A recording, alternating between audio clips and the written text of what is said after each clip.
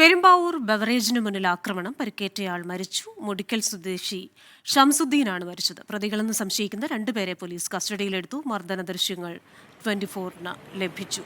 ആ ദൃശ്യങ്ങളാണ് പ്രേക്ഷകർ കണ്ടുകൊണ്ടിരിക്കുന്നത്. വിവരങ്ങളുമായി ശ്യാംകുമാർ ചേരുകയാണ് കൊച്ചിയിൽ നിന്ന്. ശ്യാം, ഇത്തരത്തിലൊരാളെ മർദ്ദിക്കുന്നു, അത് മരണത്തിലേക്ക് നയിക്കുന്നു, എന്താണ് അവിടെ ശരിക്കും സംഭവിച്ചത്? ക്രിസ്റ്റീന, മർദ്ദിക്കുകയല്ല, മറിച്ച് കൊലപ്പെടുത്തണമെന്ന ഉദ്ദേശത്തോടുകൂടി തന്നെ ഒരാളെ തല്ലി കൊല്ലുന്ന ദൃശ്യങ്ങളാണ് കാണുന്നത്. ഈ അടിയിലാണ് ഇയാൾ പരിക്കേറ്റ് ഗുരുതരാവസ്ഥയിൽ കളമശ്ശേരി മെഡിക്കൽ കോളേജിലേക്ക് എത്തുന്നത്. നിരന്തരമായി ഒരു കമ്പ് ഉപയോഗിച്ച് തലയ്ക്കുൾപ്പെടെ അടിച്ചാണ് ഈ പരിക്കേൽപ്പിച്ചുകൊണ്ടിരുന്നത്.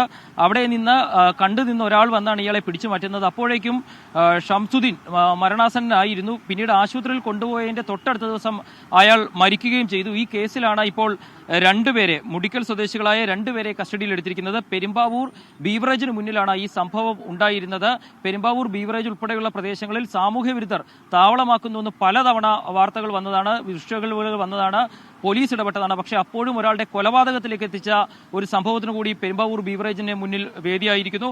അവിടെ വെച്ചാണ് തലക്കടിച്ച് കൊലപ്പെടുത്തുന്ന ദൃശ്യങ്ങൾ ഇപ്പോൾ പുറത്തു വന്നിരിക്കുന്നത്. ഏതായാലും ഈ കേസിലാണ് ഇപ്പോൾ രണ്ടുപേരെ പോലീസ് അറസ്റ്റ് ചെയ്തിരിക്കുന്നത്. അവരെ ഇന്ന് കോടതിയിൽ ഹാജരാക്കും. അതിന്റെ ദൃശ്യങ്ങളാണ് ഇപ്പോൾ നമ്മൾ പുറത്തുവിട്ടത്.